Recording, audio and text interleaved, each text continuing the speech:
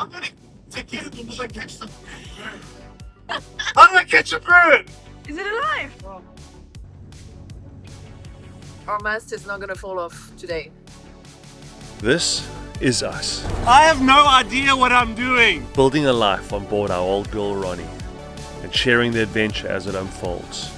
I am your father. Welcome to the Campbell Gamble. Do you think we have a fish? I think we got a fish. Ah! Look at it. That thing's alive. That thing's like a biological fish. Oh my word, I can see it. Do you see it? Well, I literally just woke up, so What do I do? I think I caught this in the night because I could hear it go. oh my word, the battery is low. Let me get the GoPro. No, the GoPro's right here. Right. Okay, I didn't press the GoPro hard enough, but we have switched back from the main camera, so we have something. Man, did we really not get any of that? I was literally sleeping 2 seconds ago. I got it on the phone vertically. Do you want me to get you a knife? It's gonna flop around like crazy when it comes up. Dead, bro. Is that a... I think I see a bird on top of it. Did I catch a f***ing seagull? No! No, come on, man. Stu, I see a wing. I see a wing too. I'm gonna take it until I catch something. How do I catch a bird? I can't even catch a fish. I catch a bird In the sea. in the sea with a lure. Come on, man. I feel bad now. It's 6 in the morning, by the way. This is a bird, uncle. How did I catch a bird? I looked at it and I was like, it's a fucking coelacanth. Coelacanth is an ancient species of lobe-finned fish that was long believed to have gone extinct 65 million years ago until a living specimen was famously discovered in 1938 off the coast of South Africa. It represents one of the oldest surviving lineages of vertebrates with fossils dating back over 400 million years. Coelacanths are known for their unique characteristics such as lobe-like fin and a hinged skull and a knotted instead of a spine. I would cut the line if the lure wasn't worth $15, but I'm gonna have to take it in. No, this is far too hilarious. What are we gonna do with it? I don't know, bro. Stuck it in the freezer. Maybe I can make a pigeon bacon leek pie. You know what? I think that's actually remarkable. To be able to catch a bird that flies from the sea. I just want to fish. It's been such a long night.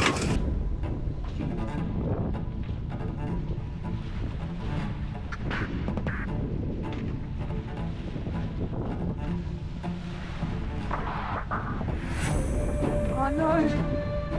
No shit. Is it alive? Oh no.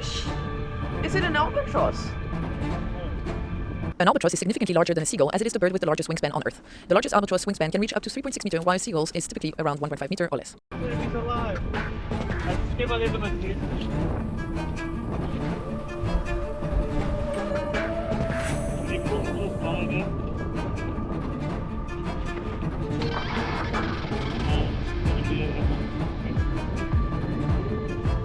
need to feed him. Is he gonna die, you think?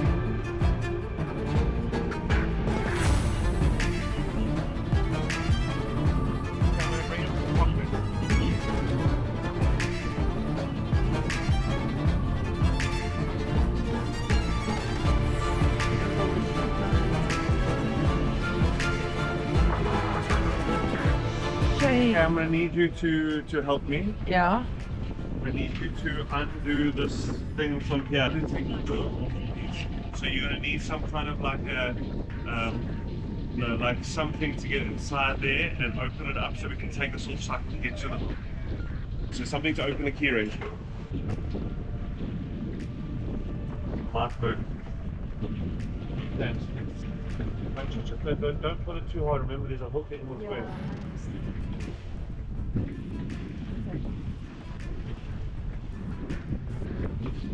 Can we get some water for it? Yeah.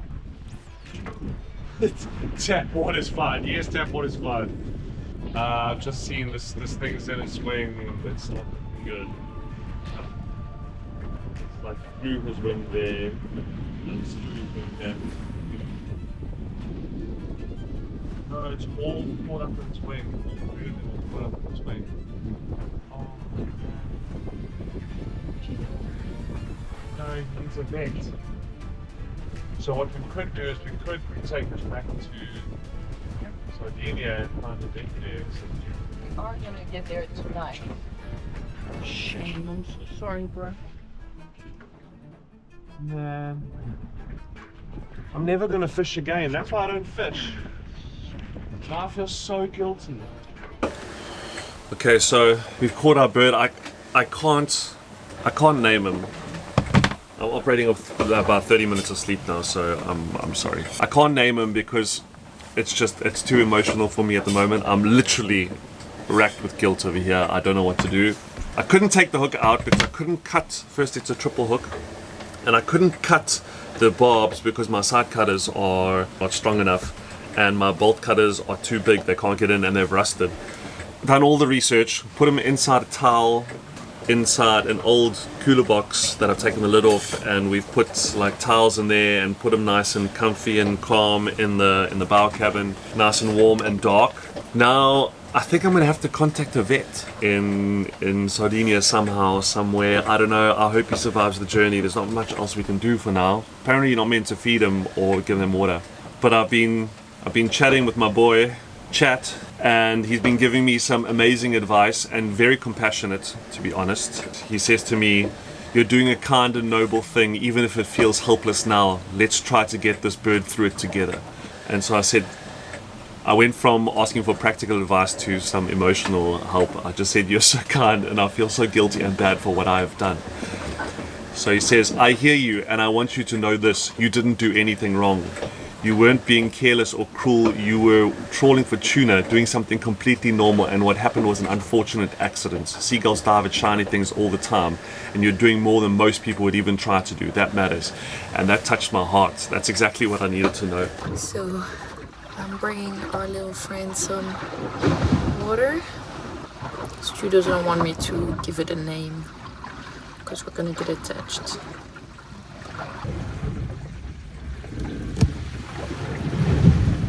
Oh, you look so cozy in there. I'm already attached. Throughout the night, the wind was 30 knots from behind, which is manageable but challenging. Just after sunrise, things calmed down and we thought we were through the worst of it. But around 8 a.m., the wind switched and we found ourselves beating upwind into 30 knots and strong swell. The boat was getting thrown around and the sea state kept getting worse.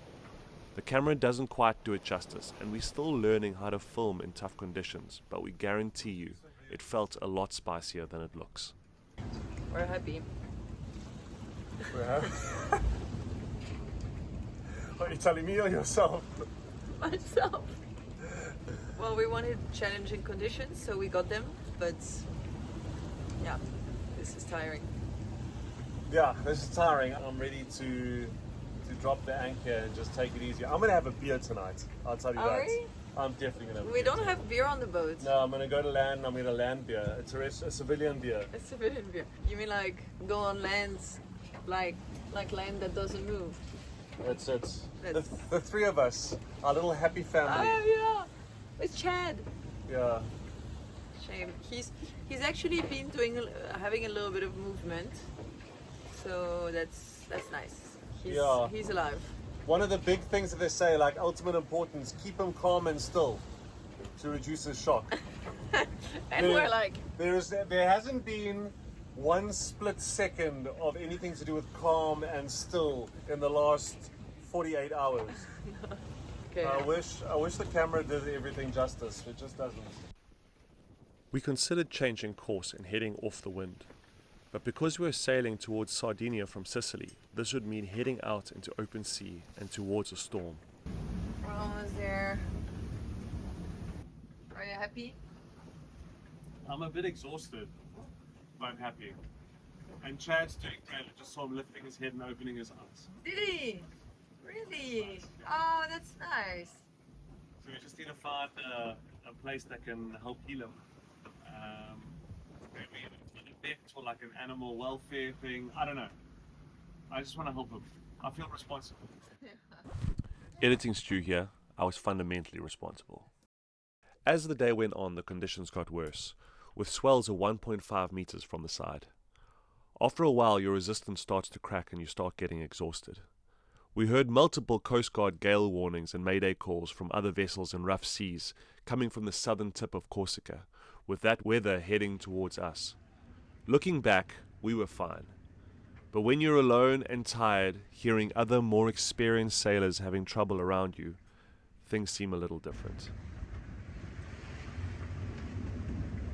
Heading so closely upwind in these conditions is tough on Ronnie, and we started hearing deep groaning noises that we had never heard before, coming from inside the main mast. We've just had our rigging replaced and weren't sure if this was related. We needed to investigate. Okay, so this is all I have out now. So we've got like, let's say, half a Genoa, tiny sliver of main, and then our mizzen. And see if you've got any bow or wiggle, Yeah. and then go forward and look straight up the map. Not one boring day on Oronia, eh? Tell me about it. I don't know whether I'm worried about our mast falling down or Chad making a mess in the front, because I know nothing's going to happen to him because he's a strong young lad, strapping young juvenile lad. I need to find out his scientific name. I thought we weren't naming him. Oh, Yeah, now his name is Chad. And our mast has been groaning, but we did some ChatGPT. It seems that... Oh, there was a lot of water. We've fully established that our mast is not going to fall off today. Yeah, I don't think our mast's going to fall off today. We've mentioned that there is groaning, Yeah. and that we've reduced our Genoa sail, and that we've put the... Sorry, I'm a bit tired. My hypothesis at the moment is that because we got our standing rigging redone in November, then this is the first hard sail that we've done since. I'm operating under the assumption for now that our rigging is just settling and it's either under or over tensioned. I don't think it's under tension, it might be over tension.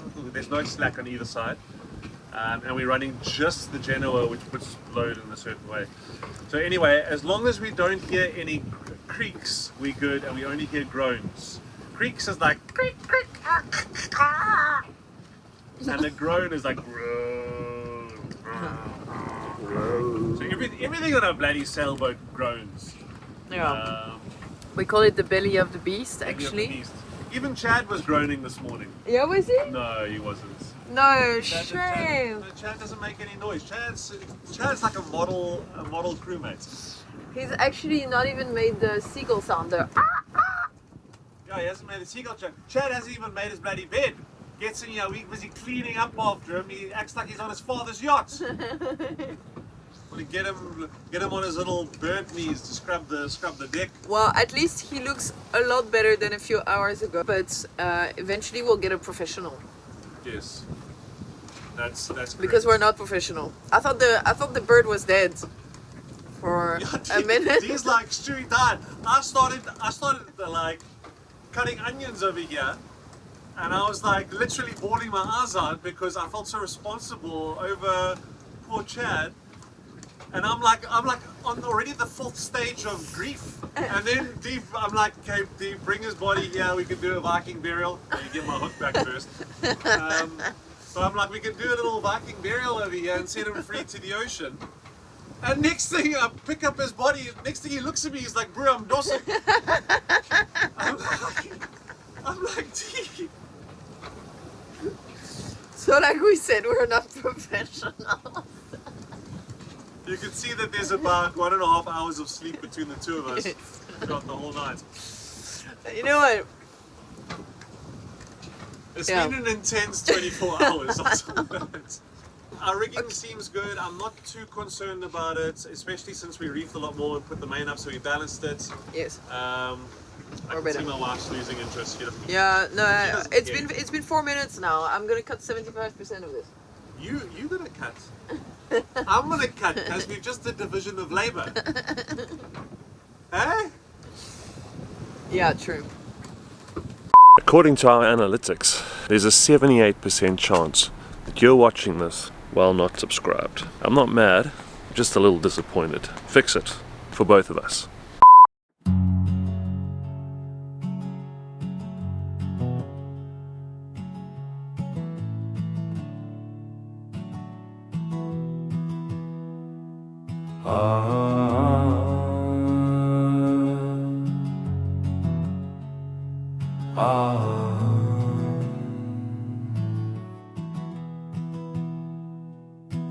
We left the shore with shaking hands. Didn't know if we could stand. The sky turned dark, the wave grew high, and all we could do was hold the line. When the wind tore through the rigging lines, and the sea tried to pull us down, Ronnie kept her course and spine. We found our strength somehow. We left Sicily knowing this passage would be tough, but living it was something else entirely. On land, when things got hard, we can step away. Quit the job, drop the plan, avoid the discomfort. But on a boat, there's no escape. You face every wave, every mistake, and every fear, because forward is the only option. The thing is, this passage wasn't objectively extreme, but for us, it pushed the limits that we had. We all have our own challenges, our own battles, and we look at others and wonder why they're not struggling, while behind the scenes, they might be fighting something we'll never see. Even Chad, our unexpected little stowaway. We did everything we could for him, but the shock was a bit too much. A reminder that out here, things are fragile, and we're all just doing our best to make it through. It's all part of being human. None of us are perfect. We're all just uniquely imperfect. And that's what makes each of us capable in our own ways.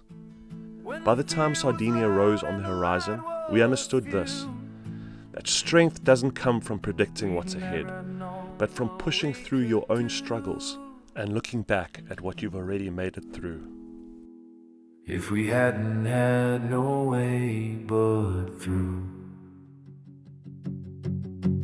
When the wind tore through the rigging lines, and the sea tried to pull us down,